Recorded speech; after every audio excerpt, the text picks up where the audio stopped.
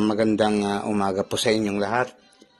Ito po ang bagong reading drill na ginawa ko na pwede po nating gamitin sa Catch Up Fridays natin. Unlimited po ang data dito. Ang kagandahan po dito, meron na po siyang flashcard at may tar papel na po. Ito po yung pinakabago na idinagdag ko dito sa reading drill na ito. Ipapakita ko po sa inyo ang reading drill na ito na printable po sa A4. I-click lang po natin yan, makikita natin. Ito po, ang kagandahan po dito sa reading drill na ito po ay nagsisilbing tongue twister kasi po yung 10 salita ay nauulit-ulit.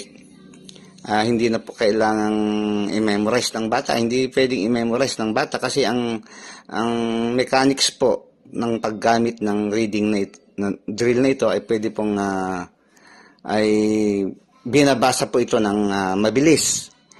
Dapat po inoorasan ng teacher yung bata habang siya ay nagbabasa at sa bawat mali na bigkas ng bata ay idinadagdag doon sa oras niya na matapos niya yung pagbasa. Halimbawa, 15 seconds na nabasa ng bata ito at may 3 salita na nabigkas niya ng mali, idadagdag yung 3 doon sa 15 seconds ko. Kaya ang magiging score ng bata o yung oras niya ay magiging 18 seconds. Ayan po, pwede pong gawing competition ito by group po.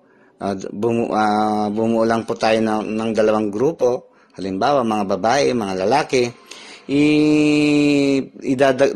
I-add lang po natin yung mga time o yung mga score ng mga bata. The lesser the time, siya po ang winner. During the time of pandemic po, ginamit ko na rin ito kahit nung before pandemic, ito po yung ginagawa ko. Nire-require ko po yung mga parents na ipabasahin ng kanilang mga anak itong drill na ito na ipinapadala ko sa kanila na inoorasan nila ang kanilang mga anak sa pagbasa at ganoon din po yung ginagawa nila.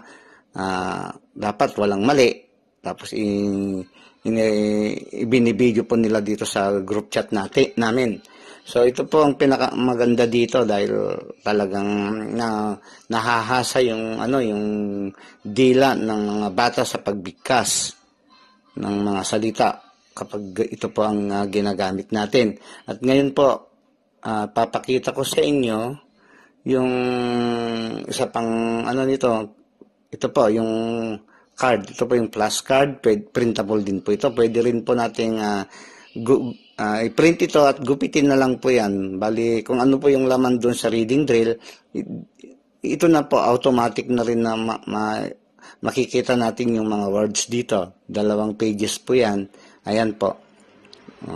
So, at ito yung pinakabago na idinagdag ko. Ito yung tar papel na pwede po nating i-print ito. Then, pagdikit-dikitin natin gamit ang glue o kaya masking tape. Then, pwede po nating i-post sa ating sa ating blackboard para hindi na po tayo mahirapang sumulat. Babasahin na lang ng mga bata. Ayan po, kung ano po yung mga salita na makikita dito, ayan po, makikita rin dito sa reading drill. Ang kagandahan po dito, bali 78 po na ito, by 10. 780 words po ito na editable dito po sa input sheet. Ayan po yung input sheet niya, pwede po tayong mag-edit dito. Ayan.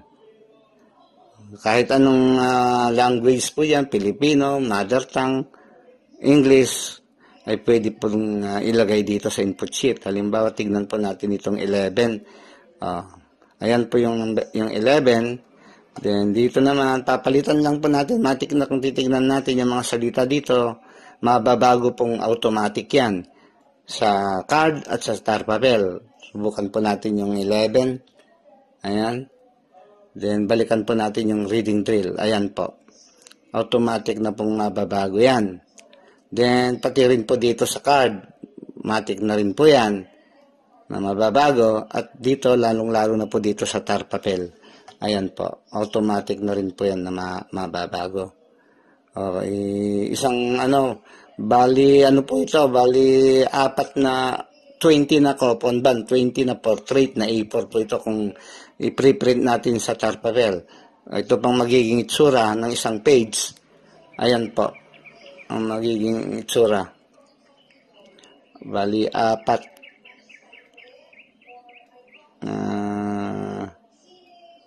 I-refresh ko muna, medyo naalis na yung niya. Ito. Tignan po natin. Ayan po. Ayan, i-print preview po natin. Ayan ang magiging itsura. So, bali 20 po na ganito, ididikit-dikit na lang natin yan para maging tar papel.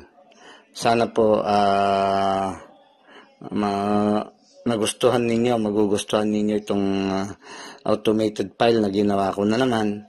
Kung interesado po kayo na mag-avail nito, mag-PM lang po kayo sa Facebook account ko. Salamat po sa inyo.